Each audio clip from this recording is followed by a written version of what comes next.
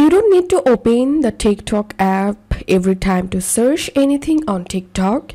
You can set up TikTok search widget on your iPhone home screen to easily search anything on TikTok.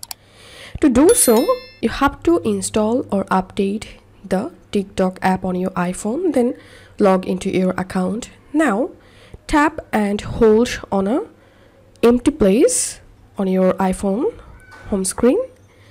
Tap on this plus icon at the top left corner of the screen and tap on the search widgets option and type here TikTok. Now tap on TikTok, and here all you have to need is to swipe to the left side until you find the search widget. Once you get it, tap on add widget, and now you can change the position of the widget, then tap on done.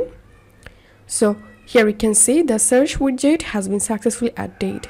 Now let's see how you can use it.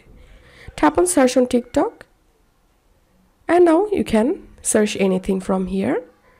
So this is how we can do it. If you find this video helpful, don't forget to subscribe to Tutorial River. See you in the next video.